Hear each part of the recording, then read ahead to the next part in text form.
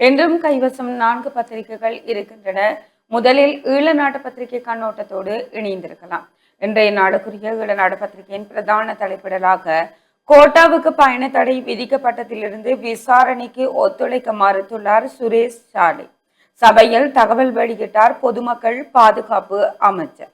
முன்னாள் ஜனாதிபதி கோட்டபாய ராஜபக்சவுக்கு வெளிநாட்டு பயண தடை விதிக்கப்பட்ட நாள் முதல் அரச புலனாய்வு பிரிவின் முன்னாள் பிரதானி துவான் சுரேஷ் சாலே விசாரணைகளுக்கு பாதகம் விளைவிக்கும் வகையில் நடந்து கொள்வதுடன் உணவு தவிர்ப்பு போராட்டத்திலும் ஈடுபட்டுள்ளார் என பொதுமக்கள் பாதுகாப்பு அமைச்சர் ஆனந்த விஜயபால தெரிவித்திருக்கின்றார்.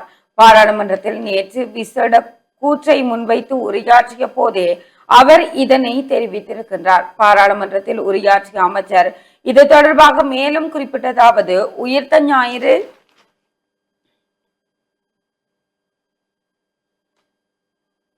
தாக்குதல் குறித்து சாட்சியாளர் அசாத் மௌசானா வழங்கிய வாக்குமூலங்களின் அடிப்படையில் கடந்த ஜூன் 3ஆம் தேதி முன்னாள் ஜனாதிபதி கோட்டாபய ராஜபக்ச உள்ளிட்ட மூவருக்கு கொழும்பு கோட்டை நீதவான் நீதிமன்றத்தால் வெளிநாட்டு பயண தடை விதிக்கப்பட்டது. அத்துடன் சந்தேக நபரான சுரேஷ் சாலையை மேலும் 90 நாட்களுக்கு தடுத்து வைத்து விசாரிப்பதற்கான உத்தரவும் நீடிக்கப்பட்டது. இந்த சட்ட நடவடிக்கைகளுக்கு பின்னரே சுரேஷ் சாலை அதுவரை விசாரணைக்கு ஒத்துழைத்த முறையை முழுமையாக மாற்றி அதற்கு முட்டுக்கட்டை போடும் வகையில் ஜூன் 5ஆம் தேதி இரவு முதல் திட்டமிட்டபடி உணவு தவிர்ப்பு போராட்டத்தை ஆரம்பித்தார். தனது உறவினர்கள் கொண்டு வந்த உணவுகளையும் அவர் நிராகரித்திருக்கின்றார். உணவு தவிர்ப்பு காரணமாக அவரது ரத்தத்தில் சர்க்கரை அளவு குறைந்ததை தொடர்ந்து போலீஸ் மருத்துவமனை மருத்துவர்களின் ஆலோசனையின் பேரில் அவர் ஜூன் 7ஆம் தேதி பலத்த பாதுகாப்புடன் கொழும்பு தேசிய மருத்துவமனையில் அனுமதிக்கப்பட்டார். தற்போது அவர் 42வது விடுதியில் மனநல மருத்துவர்கள், உடலியல் நிபுணர்கள் மற்றும் ஊட்டச்சத்து நிபுணர்களின் தீவிர மருத்துவ கண்காணிப்பில் சிகிச்சை பெற்று வருகின்றார். கைது செய்யப்பட்ட போது சுரேஷ் சாலையிடமிருந்து கைப்பற்றப்பட்ட நவீன ரக ஐபிள் கை தொலைபேசி மற்றும் அவரது வீட்டில் சோதனையிடப்பட்டு கைப்பற்றப்பட்ட மடிக்கணனி ஆகியவற்றின் பகுப்பாய்வு செய்வதற்கோ அவற்றின் கடவுச்சொற்களை வழங்குவதற்கோ அவர் இதுவரை மறுப்பு தெரிவித்து உண்மைகளை மறைக்க முற்பட்டிருக்கின்றார். எனினும் ஏனைய அறிவியல் மற்றும் தொலைபேசி சான்றுகளின் மூலம் இந்த சதி திட்டத்துடனும் அதன் முன் தயாரிப்புகளுடனும் அவருக்கு உள்ள தொடர்பு மிக தெளிவாக நிரூபிக்கப்பட்டிருக்கின்றது. எந்த ஒரு உணவு தவிர்ப்பு போராட்டத்திற்கோ அல்லது அழுத்தங்களுக்கோ அஞ்சி இந்த விசாரணைகள் நிறுத்தப்பட மாட்டாது.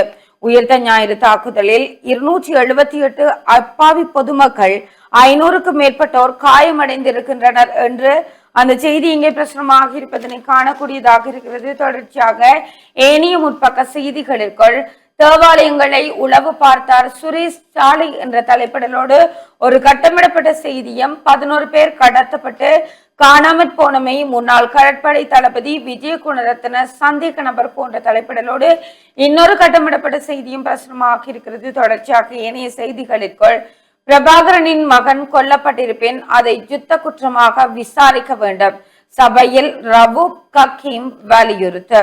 ஜேவிபி தலைவர் ரோகண விஜயவீர கொல்லப்பட்ட போது அவரது மகன் கொல்லப்படவில்லை. சக்ரான் உயிரிழந்த போதும் அவரது மகள் பாதுகாப்பாக இருக்கின்றார். அப்படியானால் பிரபாகரன் கொல்லப்பட்ட போது மட்டும் ஏன் அவரின் மகனான சிறுவன் பாலச்சந்திரன் கொலை செய்யப்பட வேண்டும்? யுத்த காலத்தில் அவ்வாறு இடம்பெற்றிருந்தால் அது யுத்த குற்றமாக கருதி விசாரிக்கப்பட வேண்டும் என ஸ்ரீலங்கா முஸ்லிம் காங்கிரஸ் தலைவர் ரவூப் ஹக்கீம் தெரிவித்திருக்கின்றார். பாராளுமன்றத்தில் நேற்று இடம்பெற்ற இலங்கை மத்திய வங்கி சட்டத்தின் கீழ் விதிகள் மற்றும் அத்தியாவசிய பொது சேவைகள் சட்டத்தின் கீழ் தீர்மானம் மீதான விவாதத்தில் கலந்து கொண்டு உரையாற்றுகையிலே அவர் இவ்வாறு குறிப்பிட்டிருக்கின்றார் என்ற அந்த செய்தியோடு பயங்கரவாத தடை சட்டத்தை தாமதிக்காமல் ரத்து செய்க சர்வதேச மன்னிப்பு சபை வலியுறுத்து. பயங்கரவாத தடை சட்டத்தின் கீழ் தொடர்ச்சியாக மேற்கொள்ளப்படும் கைது மற்றும் தடுப்பு காவல்கள் குறித்து கவலை வெளியிட்டிருக்கின்ற சர்வதேச மன்னிப்பு சபை பயங்கரவாத தடை சட்டத்தின் பயன்பாட்டிற்கு உடனடியாக இடைக்கால தடை விதிக்க வேண்டும் என்பதுடன் பயங்கரவாத தடை சட்டத்தை மேலும் தாமதமின்றி ரத்து செய்ய வேண்டும் என்றும் அந்த சபை மேலும் வலியுறுத்தி இருக்கின்றது என்ற அந்த செய்தியோடு சங்கீத்சனை விடுதலை செய் ஜனாதிபதி செயலகம் முன் போராட்டம் என்ற தலைப்பிடலோடு ஒரு புகைப்படம் தாங்கிய செய்தியும் இயக்குனர் இமயம் பாரதி ராஜா உடல் நலக்குறைவால் மறைவு. இயக்குனர் இமயம் என ரசிகர்களினால் அழைக்கப்படும் பாரதி ராஜா உடல் நலவு குறைவு காரணமாக சென்னையில் நேற்று காலமானார். அவருக்கு வயது 84. அவரது மறைவு திரையுலகினரையும் ரசிகர்களையும் துயரத்தில் ஆழ்த்தி இருக்கின்றது என்று அந்த செய்தி ஒரு புகைப்படம் தாங்கிய செய்தியாக பிரசுரமாகி இருக்கிறது. தொடர்ச்சியாக மாகாண தேர்தலை ஒத்திவைத்த தரப்பு சிஸ்டம் சேஞ்ச் குறித்து பேசுவது சிறப்பு. ரவிக்கு பிரதமர் கரிணி அதிரடி பதில் என்ற தலைப்பிடலோடு ஒரு செய்தியும், சங்கீத் சென்னன் விடுதலை தொடர்பில் ஜனாதிபதியுடன் ஸ்ரீதரன் பேச்சு என்ற தலைப்பிடலோடு இன்னொரு செய்தியும் இன்றைய நாளுக்குரிய வெளிநாடு பத்திரிகையினுடைய முற்பக்க செய்திகளாக பிரசுரமாக இருக்கின்றன. தொடர்ச்சியாக உட்பக்க செய்திகளிற்குள் 31,000 ஆசிரியர்களுக்கு இந்த ஆண்டிற்குள் நியமனம், கல்வி அமைச்சின் நடவடிக்கை.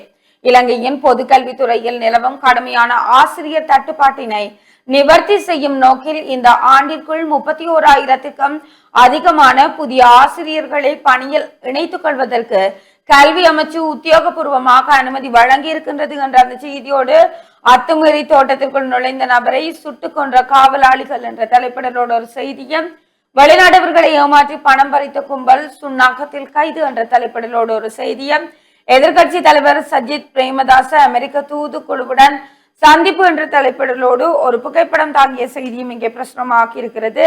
தொடர்ச்சியாக மோட்டார் போக்குவரத்து திணைக்கள மோசடி விசேட தணிக்கை அறிக்கை சட்டமா அதிபருக்கு என்ற தலைப்பிடலோடு ஒரு செய்தியும், 18 அத்தியாவசிய பொருட்களின் விலைகளை குறைக்க தீர்மானம் போன்ற செய்திகளும் இங்கே பிரசுரமாகி இருக்கின்றன. தொடர்ச்சியாக இன்றைய நாளுக்குரிய இளநாடு பத்திரிகை ஆசிரியர் தலையங்கமாக ஹிப்கோப் சங்கீத் விவகாரமும் தமிழ் அரசியல்வாதிகளின் எதிர்வினையும் என்ற தலைப்பிடலோடு பத்திரிகை ஆசிரியர் தலையங்கம் இடம்பெற்றிருக்கிறது. தொடர்ச்சியாக இயக்குனர் இமயம் பாரதி ராஜா தமிழ் சினிமாவின் முதல் மரியாதைக்குரிய படைப்பாளி என்ற தலைப்பிடலோடு தி ஹிந்து தமிழ் பத்திரிகை ஆசிரியர் தலையங்கமும் இடம்பெற்றிருப்பதனை காணக்கூடியதாக இருக்கிறது.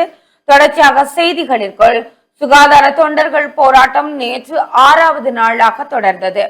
யாழ்ப்பாணம் போதனா வைத்தியசாலையில் பணியாற்றும் சுகாதார தொண்டர்கள் தமக்கு நேர்முக தேர்வுக்கான அழைப்பு வழங்கப்பட வேண்டும் என வலியுறுத்தி முன்னெடுத்து வரும் போராட்டம் நேற்று 6வது நாளாகவும் தொடர்ந்தது என்ற அந்த செய்தியோடு, பன்னாட்டு தமிழிசை ஆய்வு மாநாடு யாழ் பல்கலைக்கழகத்தில் நாளை. முதலாவது பன்னாட்டு தமிழிசை ஆய்வு மாநாடு நாளை வெள்ளிக்கிழமை நடைபெற உள்ளதாக யாழ்ப்பாண பல்கலைக்கழகத்தின் இசைத்துறையின் தலைவர் கலாநிதி சூரியகுமார் தெரிவித்திருக்கின்றார் என்ற அந்த செய்தியோடு, ஈஸ்டர் தாக்குதல் விசாரணையை யாருமே தடுத்து நிறுத்த முடியாது, அமைச்சர் நலிந்த ஜெயதிச திட்டவட்டம். உயிர்த்த ஞாயிறு பயங்கரவாத தாக்குதல் உள்ளிட்ட முக்கிய வழக்குகள் தொடர்பாக குற்றப்புலனாய்வு திணைக்களத்தால் முன்னெடுக்கப்பட்டு வரும் மிக விசேட விசாரணைகளை எக்காரணம் கொண்டும் தடுத்து நிறுத்த முடியாது. அரசியல் லாபங்களுக்காக போராட்டக்காரர்கள் 1 அல்ல 10 கூடாரங்கள் அமைத்து போராடினாலும் விசாரணைகள் அதன் போக்கில் நேர்மையாக முன்னோக்கி நகரும் என அமைச்சர் நலிந்த ஜெயதிச தெரிவித்திருப்பதாக அந்த செய்தியும், விகாரையில் ஒலிப்பதிவு கூடம் உடைத்து திருடிய நபர் கைது என்ற தலைப்பிடலோடு ஒரு செய்தியும், சிரேஷ்ட பிரதி போலீஸ் மா அதிபர் வரண ஜெயசுந்தர ரிட்மனு தாக்குதல் என்ற தலைப்பிடலோடு ஒரு கட்டமிடப்பட்ட செய்தியும் இங்கே பிரசுரமாக இருக்கிறது. தொடர்ச்சியாக செய்திகளுக்குள் சாய்ந்தமருது நகர சபையை ஸ்தாபிக்க துரித நடவடிக்கை, உள்ளூராட்சி அமைச்சர் பணிப்பு என்ற தலைப்பிடலோடு ஒரு செய்தியும், ரப் பாடகர் சங்கீத் சென் கைது, கனடா மேயர் கடும் கண்டனம். இலங்கையில் பயங்கரவாத தடை சட்டத்தின் கீழ் 24 வயதுடைய தமிழ் ஹிப்ஹாப் கலைஞர் சங்கீத் சென் கணேஷ்குமார் கைது செய்யப்பட்டமைக்கு கனடாவின் பிரம்டன் நகர மேயர் பட்ரிக் பிரவுன் கடும் கண்டனத்தினை வெளியிட்டிருக்கின்றார்.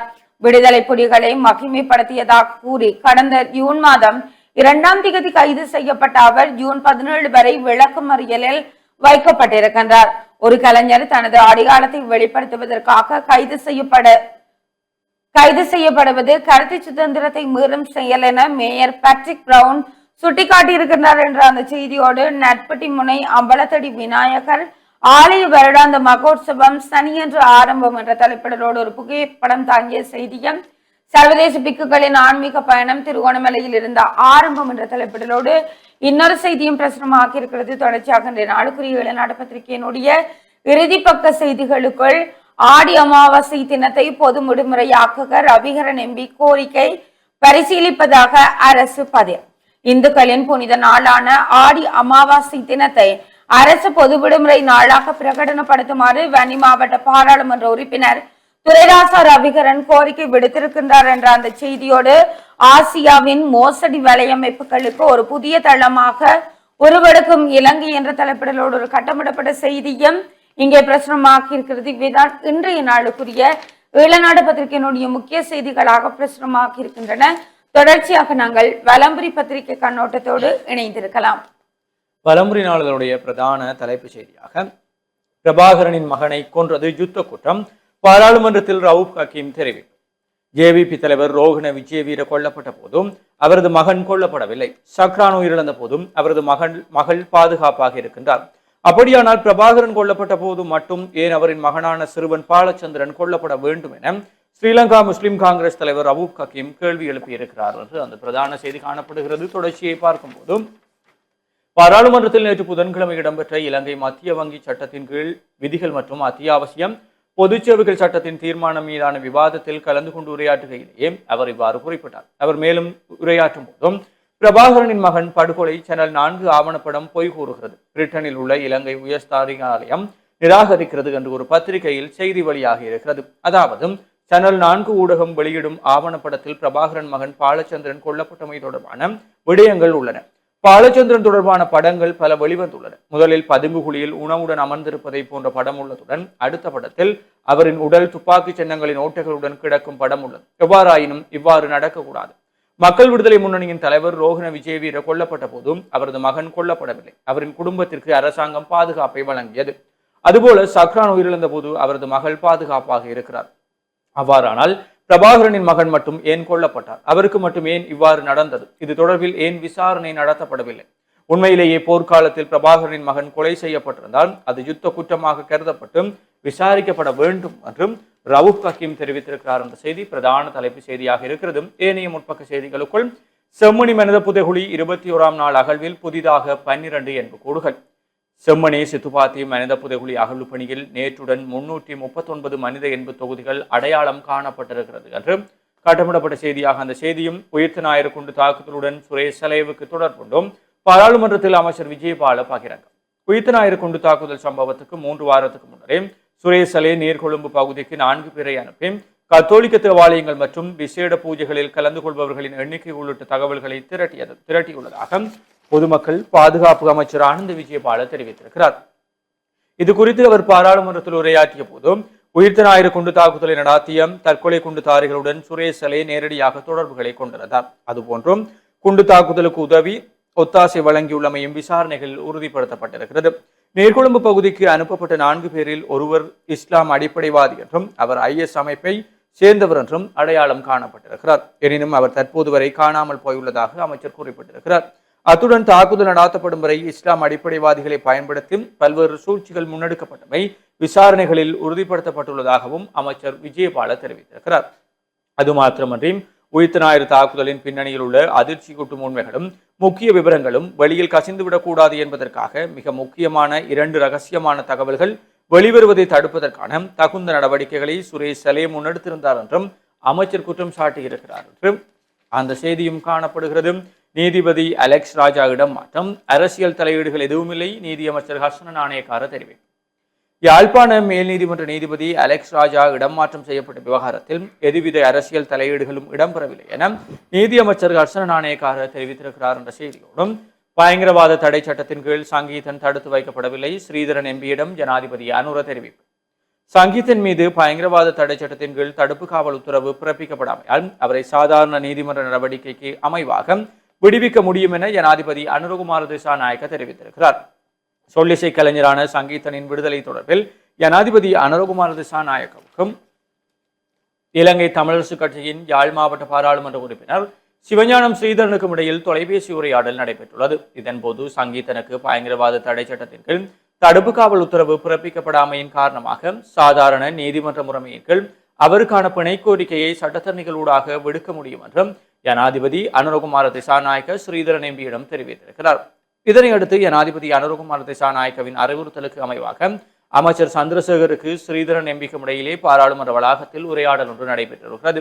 அந்த உரையாடலின் போது ஜனாதிபதி அனுரவின் அறிவிப்பு தொடர்பில் அமைச்சர் சந்திரசேகர் வெளிப்படுத்தியதோடும் சங்கீதனின் தாயாருடனும் தொலைபேசி வாயிலாக தொடர்பு கொண்டு உரையாடி இருந்தமை குறிப்பிடத்தக்கது என்றும் அந்த செய்தி, அதேபோல தொல்லியல் ஆய்வுக்கு காரை நகரில் எதிர்ப்பு என்று ஒரு செய்தியும்,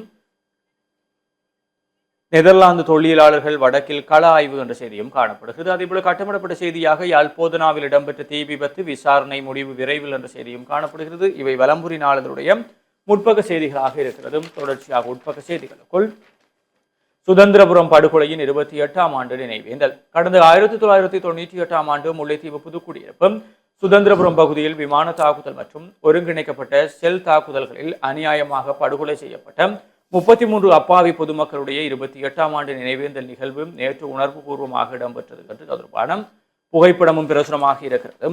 தொடர்ச்சியாக பயங்கரவாத தடை சட்டத்தை இலங்கை முழுமையாக நீக்க வேண்டும், கனடாவின் பிரம்டன் நகர மேயர் வலியுறுத்தும். தன்னிச்சையான கைதுகளுக்கும் சித்திரவதைகளுக்கும் வழிவகுக்கும் பயங்கரவாத தடை சட்டத்தை இலங்கை அரசாங்கம் உடனடியாக முழுமையாக நீக்க வேண்டும் என்றும் கனடாவின் பிரம்டன் நகர மேயர் பெட்ரிக் பிரவுன் தெரிவித்திருக்கிறார் என்று அந்த செய்தியோடும் 11 இளைஞர்கள் கடத்தல் விவகாரம் முன்னாள் கடற்படை தளபதிக்கு அழைப்பாடு. கொழும்பு மற்றும் அதனை சுற்றியுள்ள பகுதிகளில் 11 இளைஞர்கள் கடத்தப்பட்டு கட்டாயமாக்கப்பட்டு காணாமலாக்கப்பட்டதாக கூறப்படும் சம்பவம் தொடர்பில் கடற்படையின் முன்னாள் தளபதி அட்மிரல் ரவீந்திர விஜயகுணவர்த்தனம் சந்தேக நபராக பெயரிடப்பட்டிருக்கிறார் என்று அந்த செய்தியும் காணப்படுகிறது. விளையாட்டு செய்திகளுக்குள் தெற்காசிய மட்ட கூடைப்பந்தாட்டம் இலங்கை தேசிய அணிக்கு யாழ் மாணவி தெரிவு என்ற ஒரு கட்டமிடப்பட்ட செய்தியும், கேசிசி வெற்றி கிண்ணம் விக்டோரியா அணி 2வது சுற்றுக்கு தகுதி என்ற செய்தியும் காணப்படுகிறது.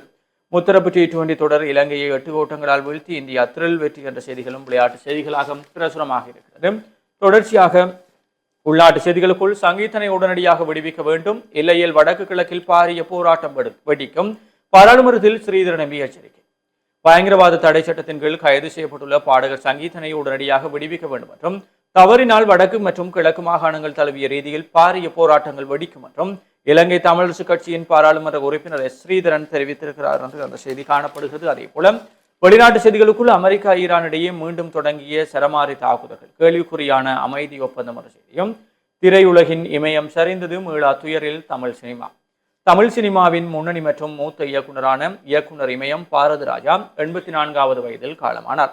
கடந்த சில நாட்களாக உடல்நலக்குறைவு காரணமாக சென்னையில் சிகிச்சை பெற்று வந்த நிலையில் நேற்று அவர் காலமானதாக தகவல்கள் தெரிவிக்கிறது. அவரது மறைவு திரையுலகத்தையும் ரசிகர்களையும் துயரத்தில் ஆழ்த்தி இருக்கிறது என்று அந்த செய்தியும் காணப்படுகிறது. இவை வெளிநாட்டு செய்திகளாக இருக்கிறது. தொடர்ச்சியாக உள்நாட்டு செய்திகளுக்குள் இலங்கை உட்பட 10 நாடுகளிலிருந்து வீட்டு பணியாளர்கள் குவைத் அனுமதி. குவைத்தின் வீட்டு பணியாளர்கள் துறையை ஒழுங்குபடுத்துவதற்கும் அதன் மீதான கண்காணிப்பை வலுப்படுத்துவதற்கும் ஏதுவாக வீட்டு பணியாளர்கள் ஆட்சேர்ப்பு தொடர்பான புதிய சுற்றறிக்கை ஒன்றை அந்த நாட்டின் உள்நாட்டு அலுவலக அமைச்சு வெளியிட்டிருக்கிறார்கள் என்று அந்த செய்தி தொடர்ந்து செல்கிறது. அதேபோல வலம்புரி நாளுடைய இன்றைய ஆசிரியர் தலையங்கமாக ஓடமும் ஒரு நாள் வண்டியில் வண்டியும் ஒரு நாள் ஓடத்தில் என்ற தலைப்பிலே ஆசிரியர் தலையங்கம். உள்நாட்டு செய்திகளுக்குள் முன்னாள் முதலமைச்சர் விஜயலால் சில்வா கைது. தென் மாகாண முன்னாள் முதலமைச்சர் சான் விஜயலால் சில்வா லஞ்ச ஊழல் விசாரணை ஆணைக்குழுவினால் கைது செய்யப்பட்டிருக்கிறார் என்ற செய்தி. அதே போல நைனை நாகபூஷணியின் திருவிழா கால விசேட ஏற்பாடுகள் என்ற ஒரு கட்டமிடப்பட்ட செய்தியும் காணப்படுகிறது. வயிற்றுக்குள் மறைத்து வைத்த ஐஸ் போதை வஸ்து கடத்தல், பேருந்து சாரதி உயிரிழப்பு. வயிற்றுக்குள் மறைத்து வைத்து ஐஸ் போதைப் பொருளை கடத்தி சென்ற சொகுசு பேருந்து சாரதி ஒருவர் அந்த போதைப் பொருள் பாக்கெட்டு வயிற்றினுள்ளேயே வெடித்து விஷமாகியதில் உயிரிழந்திருக்கிறார். இவ்வாறு உயிரிழந்தவர் தெற்கு அதிவேக வீதியின் தங்காலை மாகும்பர வீதியில் பயணிக்கும் சொகுசு பேருந்து ஒன்றில் பணியாற்றிய ஒகேவெல பகுதியை சேர்ந்த 55 வயது சாரதி ஆவார். கடந்த 8ஆம் தேதி மாகும்புரவிலிருந்து தங்காலை நோக்கி சென்ற பேருந்தும் அதன் இலக்கை அடைய சில நிமிடங்களிலேயே இந்த சாரதி திடீரென கடுமையாக நோய்வாய்ப்பட்டிருக்கிறார். உடனடியாக செயற்பட்டு அவர் சிகிச்சைக்காக தங்காலை ஆரம்ப வைத்தியசாலையில் அனுமதிக்கப்பட்ட போதிலும் அவர் அங்கு உயிரிழந்தார். இந்த நிலையில் நேற்று முன்தினம் தங்காலை வைத்தியசாலையில் நடாத்தப்பட்ட பிரேத பரிசோதனையில் உயிரிழந்த நபரின் வயிற்றுக்குள் இருந்து போதைப் பொருள் அடங்கிய 2 பாக்கெட்டுகள் மீட்டெடுக்கப்பட்டிருக்கிறது. வயிற்றில் இருந்த அந்த 2 போதை பாக்கெட்டுகளில் ஒன்று உடைந்ததால் அந்த போதைப் பொருள் உடலின் பகுதியில் இரத்தத்துடன் கலந்து ஏற்பட்ட விஷமே இந்த மரணத்துக்கு காரணம் என தெரிவிக்கப்பட்டிருக்கிறது என்று அந்த செய்தியும் காணப்படுகிறது. அதே போல வடக்கு மாகாண பாடசாலைகள் கராத்தே போட்டியில் 20 வயது பெண்கள் பிரிவில் பங்கு பற்றிய மகாயானா கல்லூரியின் மிஸ்ஸாயனி வடமாகாண பாடசாலைகளின் பெண்கள் பிரிவில் சிறந்த வீராங்கனையாக தெரிவு செய்யப்பட்டிருக்கிறார். இவர் 20 வயது பெண்கள் பிரிவு கராத்தே போட்டியில் காட்டா நிகழ்விலும் குமித்தே நிகழ்விலும் தங்கப்பதக்கத்தை வென்றிருக்கிறார் என்ற புகைப்படம் தாங்கிய செய்தி. அவருக்கு நாங்களும் வாழ்த்துக்களை தெரிவித்துக் கொள்கிறோம். சரிவிலிருந்து மீண்டெழுந்தது இலங்கை ரூபா என்ற ஒரு கட்டமிடப்பட்ட செய்தியும், எதிர்வரும் மே மாதம் முதல் இலங்கையில் எல் நினோ தாக்கம் வளிமண்டலவியல் திணைக்களம் எச்சரிக்கை என்ற செய்திகளும் காணப்படுகிறது. இவைதான் வலம்புரி நாளிதழுடைய முதன்மை செய்திகளாக இருக்கிறது. தொடர்ச்சியாக உதய நாளிதழின் செய்திகளோடு இணைந்திருக்கலாம். இன்றைய நாளுக்குரிய உதயன் பத்திரிகையின் பிரதான தலைப்பிடலாக பிரபாகரனின் மகன் பாலச்சந்திரனின் படுகொலை விசாரிக்கப்பட வேண்டும், ரவூப் ஹக்கீம் எம்பி வலியுறுத்து. பிரபாகரனின் மகன் பாலச்சந்திரன் படுகொலை போர் குற்றமாகும், எனவே அது தொடர்பில் விசாரணை நடாத்தப்பட வேண்டும். இவ்வாறு ஸ்ரீலங்கா முஸ்லிம் காங்கிரசின் தலைவரும் நாடாளுமன்ற உறுப்பினருமான ரவூப் ஹக்கீம் தெரிவித்திருக்கின்றார் என்று அந்த பிரதான தலைப்பிடலோடு இன்றைய நாளுக்குரிய உதயன் பத்திரிகை பிரசுரமாக இருக்கிறது. தொடர்ச்சியாக ஏனைய முற்பக்க செய்திகளுக்குள் மாகாண சபை தேர்தலை நடாத்தாமல் விடமாட்டோம், பிரதமர் கரினி தெரிவிப்பு. மாகாண சபை தேர்தலை நடாத்தாமல் இருக்கும் எந்த ஒரு முடிவையும் அரசாங்கம் எடுக்கவில்லை. அதே போல ஜனநாயகம் என்ற போர்வையில் சட்டத்திற்கு புறம்பாகவும் செயற்பட முடியாது என்று பிரதமர் கரினி அமரசூரிய தெரிவித்திருக்கின்றார் என்ற அந்த செய்தியோடு கிளிநொச்சியில் புதிய தோண்டிய 6 பேர் கைது என்ற தலைப்பிடலோடு ஒரு கட்டமிடப்பட்ட செய்தியும் நைனை அம்மன் பெருவிழாவிற்காக 42 தனியார் படகுகள் தயார் நிலை என்ற தலைப்பிடலோடு இன்னொரு செய்தியும் இங்கே பிரசுரமாக்கி இருக்கிறது. தொடர்ச்சியாக செய்திகளுக்குள் செம்மணி புதைகுழியிலிருந்து மேலும் 12 என்பு தொகுதிகள். யாழ்ப்பாணம் செம்மணி புதைகுழியிலிருந்து மேலும் 12 என்பு தொகுதிகள் நேற்று அடையாளம் காணப்பட்டிருக்கின்றன என்ற அந்த செய்தியோடு பண்டத்தரிப்பல் நகை திருட்டு 2 கைது என்ற தலைப்பிடலோடு ஒரு கட்டமிடப்பட்ட செய்தியும் சுதந்திரபுரம் படுகொலை 33 மக்களுக்கு நினைவேந்தல் நேற்று என்ற தலைப்பிடலோடு ஒரு புகைப்படம் தாங்கிய செய்தியும் இங்கே பிரசுரமாக்கி இருக்கிறது. தொடர்ச்சியாக செய்திகளுக்குள் உயர்த்த ஞாயிறு தாக்குதல்களுடன் சுரேஷ் சாலைவுக்கு நேரடி தொடர்பு, நாடாளுமன்றத்தில் அமைச்சர் VA பால தெரிவிப்பு. உயிர்த்த ஞாயிறு தாக்குதலுடன் குற்றப்புலனாய்வு திணைக்களத்தின் முன்னாள் பிரதானி சுரேஷ் சாலைவுக்கு நேரடி தொடர்பு காணப்படுகிறது. இதற்கான ஆதாரங்களும் எமக்கு கிடைத்திருக்கின்றன. இவ்வாறு பொது பாதுகாப்பு அமைச்சர் ஆனந்த விஜயபால தெரிவித்திருக்கின்றார் என்ற அந்த செய்தியும் சுரேஷ் சாலைவுக்கு ஆதரவான போராட்டம் நேற்றுடன் முடிவு என்ற தலைப்பிடலோடு ஒரு கட்டமிடப்பட்ட செய்தியும் இன்றைய நாளுக்குரிய உதயன் பத்திரிகையினுடைய முற்பக்க செய்திகளாக பிரசுரமாக்கி இருக்கின்றன. தொடர்ச்சியாக உட்பக்க செய்திகளுக்குள் பயங்கரவாத தடை சட்டத்தை உடனே ரத்து செய்ய வேண்டும், சர்வதேச மன்னிப்பு சபை வலியுறுத்தும். இலங்கையில் பயங்கரவாத தடை சட்டத்தின் கீழ் தொடர்ச்சியாக மேற்கொள்ளப்படும் கைதுகள் மற்றும் தடுப்பு காவல்கள் குறித்து சர்வதேச மன்னிப்பு சபை தனது பலத்த கவலையை வெளியிட்டிருக்கின்றது. இந்த சட்டத்தின் பயன்பாட்டுக்கு உடனடியாக இடைக்கால தடை விதிக்க வேண்டும் என்றும் இதனை மேலும் தாமதமின்றி முழுமையாக ரத்து செய்ய வேண்டும் என்றும் அந்த அமைப்பு வலியுறுத்தி இருக்கின்றது என்ற அந்த செய்தியோடு இயக்குனர் இமயம் பாரதி ராஜா மறைவு என்ற தலைப்பிடலோடு ஒரு புகைப்படம் தாங்கிய செய்தியும் வலுவடையும் இலங்கை ரூபா. அமெரிக்க டாலருக்கு நிகராக வீழ்ச்சி அடைந்து வந்த இலங்கை ரூபா மீண்டும் நேற்று வலுவடைந்துள்ளதாக இலங்கை மத்திய வங்கி தெரிவித்திருக்கின்றது.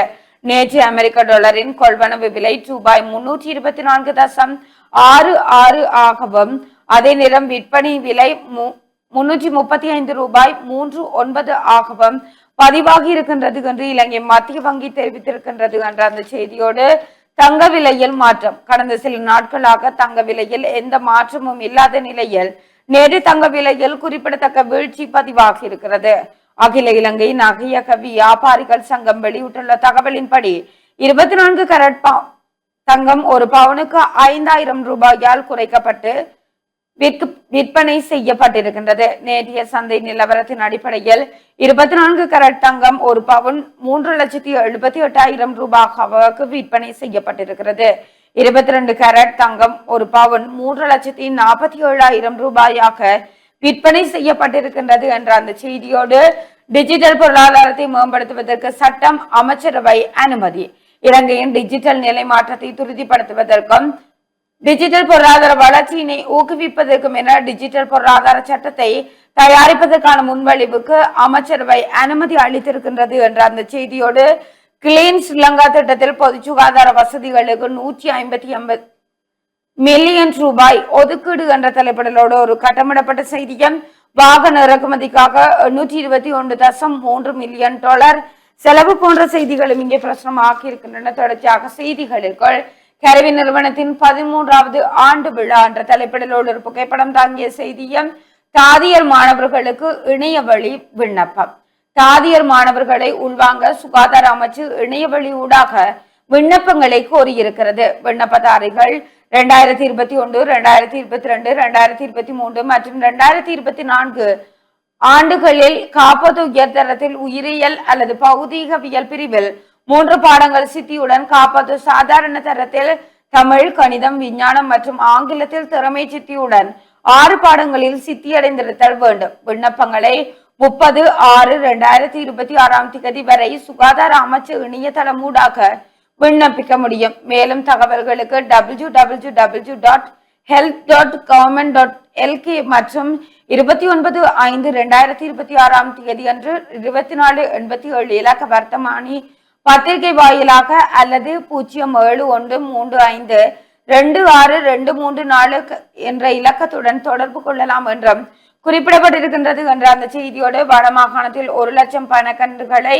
நடும் பசுமை திட்டம் ஆரம்பம் என்ற தலைப்பிடலோடு ஒரு புகைப்படம் தாங்கிய செய்தியும் பிரசுரமாகி இருக்கிறது. தொடர்ச்சியாக இன்றைய நாளுக்குரிய பத்திரிகை ஆசிரியர் தலையங்கமாக நீளும் பற்றாக்குறைகள் என்ற தலைப்பிடலோடு பத்திரிகை ஆசிரியர் தலையங்கம் இடம்பெற்றிருக்கிறது. தொடர்ச்சியாக சர்வதேச செய்திகளுக்குள் வெடித்து சிதறியது அமெரிக்க ஹெலிகாப்டர். கோர்மோஸ் நீரிணை பகுதியில் கண்காணிப்பு பணியில் ஈடுபட்டிருந்த அமெரிக்க பாதுகாப்பு படையின் ஹெலிகாப்டர் ஒன்று வெடித்து சிதறி இருக்கின்றது என்ற அந்த செய்தியோடு இஸ்ரேல் நீதி அமைச்சர் பிரான்ஸ் நுழைய தடை என்ற தலைப்பிடலோடு ஒரு கட்டமிடப்பட்ட செய்தியும் பாரசீக வளைகுடாவை விட்டு அமெரிக்கா வெளியேறுக ஈரான் எச்சரிக்கை போன்ற செய்திகளும் பிரசுரமாகி இருக்கின்றன. தொடர்ச்சியாக யாழ் பல்கலைக்கழகத்தில் நவீன லிப்ட் வசதி அறிமுகம் என்ற தலைப்பிடலோடு ஒரு புகைப்படம் தாங்கிய செய்தியும் பிரசுரமாகி இருக்கிறது. தொடர்ச்சியாக செய்திகளுக்குள் எல்னினோ தாக்கத்தை எதிர்கொள்ள நடவடிக்கை வர்த்தக அமைச்சர் தெரிவிப்பு என்ற தலைப்பிடலோடு ஒரு செய்தியும் மாற்றுத்திறனாளிகளுக்கான மாவட்ட மட்ட தடகள போட்டி என்ற தலைப்பிடலோடு ஒரு புகைப்படம் தாங்கிய செய்தியும் பிரசுரமாகி இருக்கிறது. தொடர்ச்சியாக உதயன் பத்திரிகையினுடைய இறுதிப்பக்க செய்திகளுக்குள் உமையாள்புரம் கிராமத்தில் 300 மரக்கன்றுகள் நடுகு என்ற தலைப்பிடலோடு ஒரு புகைப்படம் தாங்கிய செய்தியும் மாணவிக்கு பாலியல் தொல்லை சூக்க தொகுதி அமைப்பாளர் கைது. பாடசாலை மாணவி ஒருவருக்கு பாலியல் தொல்லை கொடுத்த சம்பவம் தொடர்பில் ஸ்ரீலங்கா சுதந்திர கட்சியின் அரநாயக்க தொகுதி அமைப்பாளரும் அரநாயக்க பிரதேச சபை உறுப்பினருமான சந்தேக நபர் ஒருவர் கடந்த ஞாயிற்றுக்கிழமை மாலை கைது செய்யப்பட்டிருக்கின்றார் என்று மாவனெல்லை போலீசார் தெரிவித்திருக்கின்றனர் போன்ற செய்திகள் இன்றைய நாளுக்குரிய உதயன் பத்திரிகையினுடைய முக்கிய செய்திகளாகவும் இன்றைக்கு பிளந்திருக்கக்கூடிய ஏனைய நாளிதழ்களின் முக்கிய செய்திகளாகவும் பிரசுரமாகி இருக்கின்றன.